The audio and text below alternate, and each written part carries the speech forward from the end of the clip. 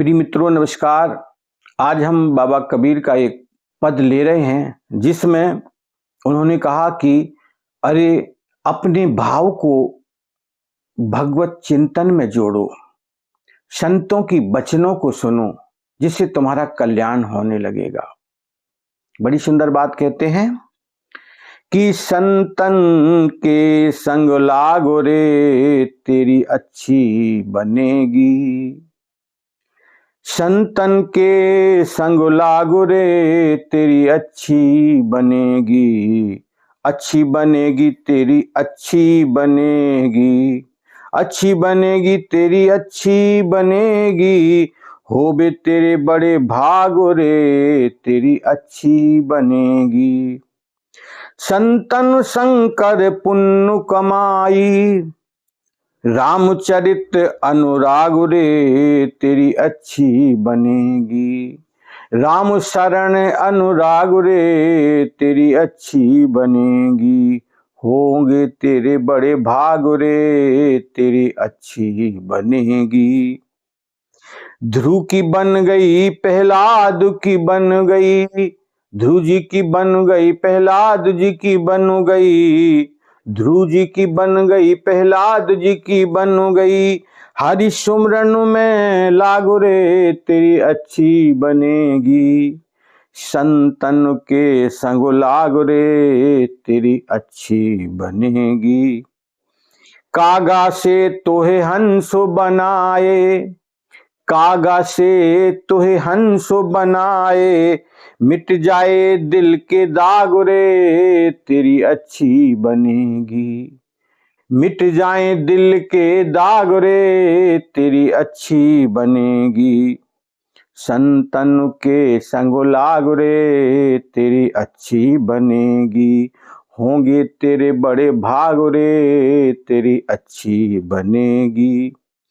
सुत बित नार तीनों आशाएं, सुत बित नार तीनों आशाएं, त्याग सके तो त्याग रे तेरी अच्छी बनेगी। संतन के संग लाग रे तेरी अच्छी बनेगी। होंगे तेरे बड़े भाग रे तेरी अच्छी बनेगी। सुनो मेरे प्यारो बहुत दिन सोए, सुनो मेरे प्यारो बहुत दिन सोए, जाग सको तो जाग रे तेरी अच्छी बनेगी। जाग सको तो जाग रे तेरी अच्छी बनेगी। होंगे तेरे बड़े भाग रे तेरी अच्छी बनेगी। संतन के संग लाग रे तेरी अच्छी बनेगी। कहे तो कबीर सुनो भाई साधु, कहे तो कबीर सुनो भाई साधु, लाग सके तो मन लाग रे तेरी अच्छी बनेगी। लाग सके तो लाग रे तेरी अच्छी बनेगी। संतन के संग लाग रे तेरी अच्छी बनेगी। होंगे तेरे बड़े भाग रे तेरी अच्छी बनेगी। बाबा कबीर कहते हैं कि हमारा शुभ कल्याण होने लगेगा अगर हमने संतों के वचनों पर विश्वास कर लिया। उनका साथ शरीर से नहीं, ये उनके विचारों की महत्व की भूमिका बता रहे हैं। कह रहे कि अगर उनके विचार आपके जीवन में उतर गए तो भैया आपके जीवन का कल्याण होना स्वाभाविक है, फिर कोई कठिनाई नहीं। हम उनके वचनों का आदर करें। और देखो भाई, कोई भी सद्गुरु जब कुछ हमें देता है, क्या कोई संत हमारे साथ 24 घंटे रह सकता है? क्या संभव नहीं है। उसके वचन हमारे साथ 24 घंटे जागृत स्वप्न सुषुप्ति तुरीय अवस्था में, वो चारों अवस्थाओं में हमारे साथ रहते हैं उनके विचार, और 24 घंटे हमारे साथ रह सकते हैं उनके विचार। लेकिन कोई किसी के शरीर के साथ नहीं रह सकता है। विचार ही तो सद्गुरु देते हैं कि भाई अपने जीवन में परिवर्तन करो और स्वयं अपने विवेक का आदर करके परिवर्तन करो अपने जीवन। जहां हमें कठिनाई दिख रही है उसको बदल डालो। ये कोई शिकायत की बात थोड़ा है। तो कहते संतों के वचनों में रहो, संतों का संग साथ करो, जिससे तुम्हारे जीवन में अच्छाइयां आ जाएंगी और तेरी जिंदगी सुधर जाएगी, अच्छी बनने लगेगी और बड़ा भाग्यशाली हो जाएगा भाई।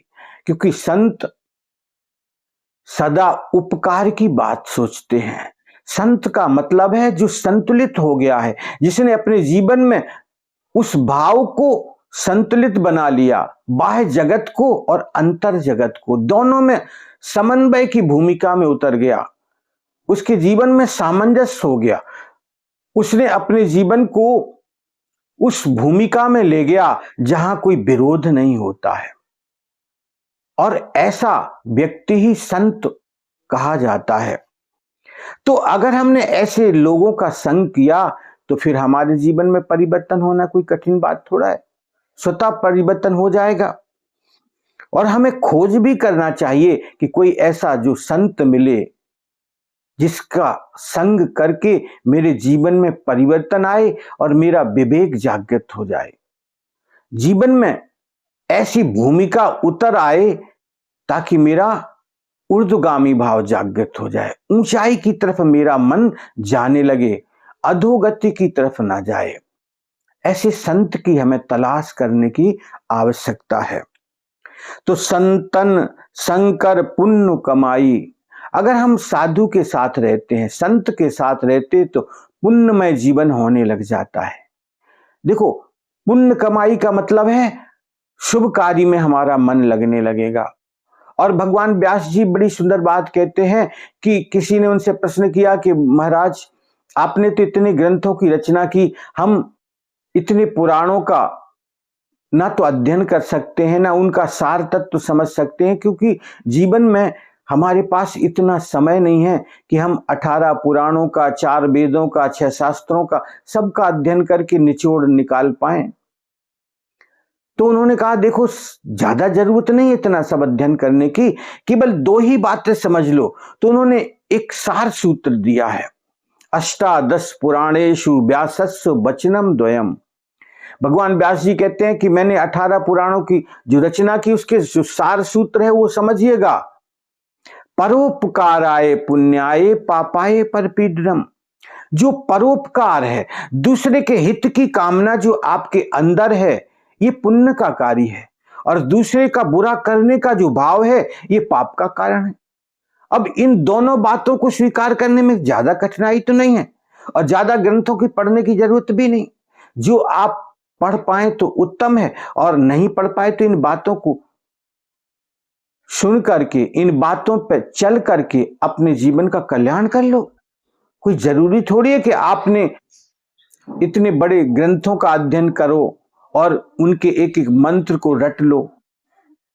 आपको तो केवल अपने विवेक को जागृत करना है, तो थोड़ा सा अपनी समझदारी का उपयोग करो।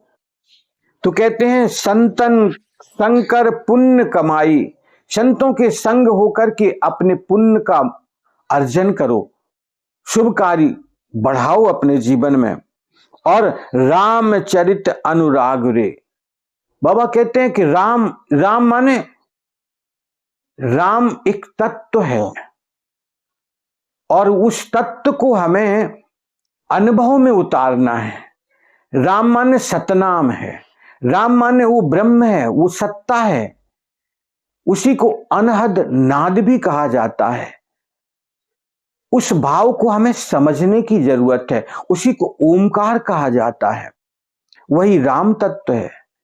उसको अगर हम जान लेंगे तो क्या होगा, हमारे अंदर उसके प्रति राग हो जाएगा, अनुराग हो जाएगा, प्रेम हो जाएगा। और जब हमारे अंदर उसका प्रेम होगा तो फिर आनंद हमारे जीवन में स्वतः झरने लगेगा।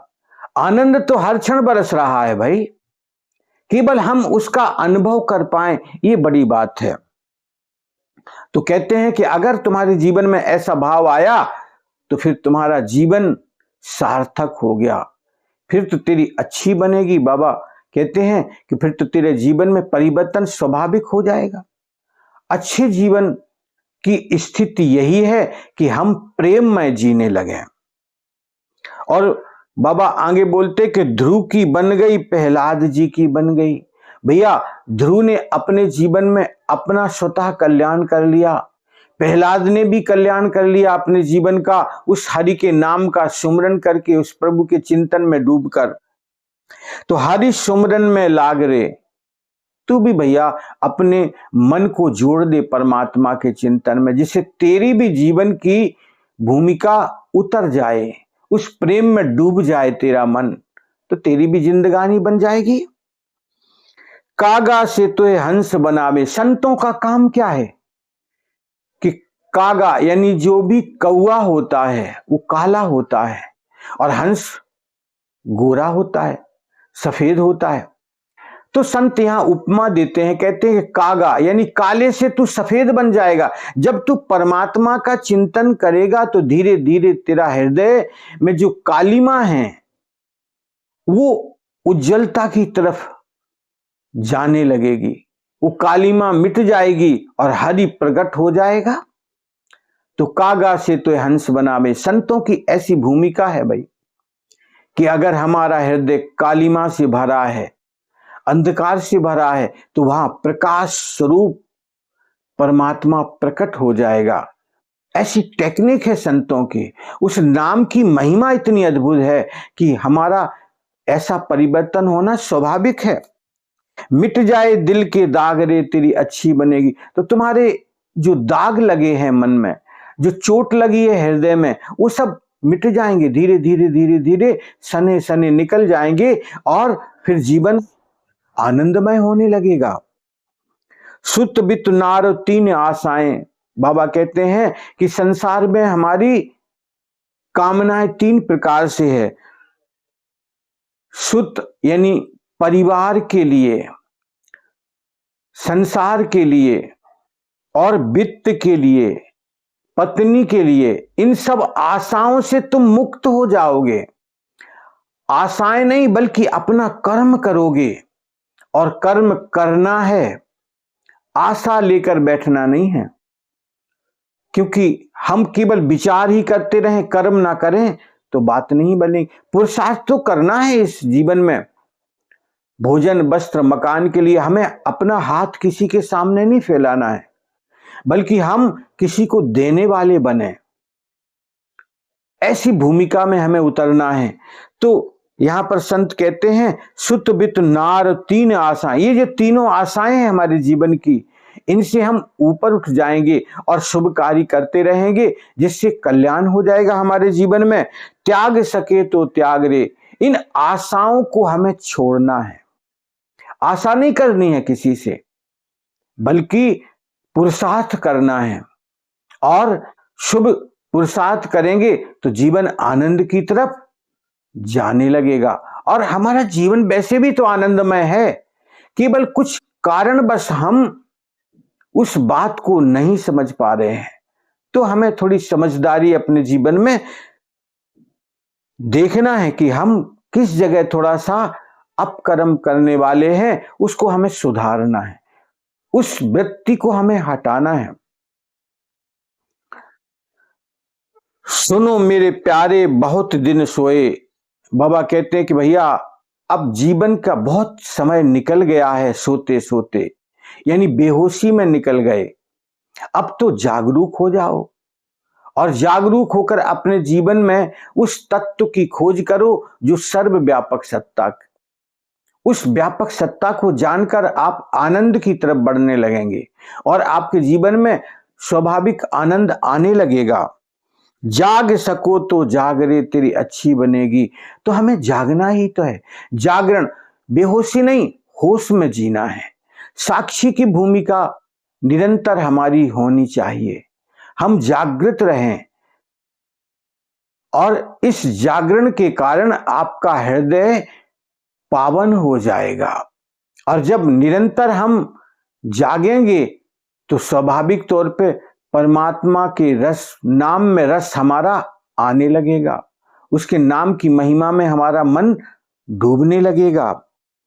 कहत कबीर सुनो भाई साधु, लाग सके तो मन लाग रे। बाबा कबीर कहते हैं कि भैया अगर आपके जीवन में ऐसा प्रेम आया, जागृत हो गया, हृदय पवित्र बन गया, तो फिर हमारे जीवन में जागरण आ जाएगा और मन भी परमात्मा के प्रति प्रेम भाव से भरने लगेगा। और यही तो चाहिए हमें अपने जीवन में। इसलिए संत कहते हैं कि संतन के संग लाग रे तेरी अच्छी बनेगी। ये तेरे जीवन में अच्छाइयां प्रकट हो जाएंगी अगर हमने संतों का साथ किया। और संत तो भगवान के स्वरूप का गान करने वाले, उनके नाम का जप करने वाले हैं, तो हमारे अंदर भी वो प्रकट हो ही जाएगा। इसलिए अपनी समझ को प्रकट करके, अपनी समझ को स्वीकार करके, अपनी समझ में उस रस को जागृत करके परमात्मा के प्रेम रस में डूबने का प्रयास हमें करना चाहिए।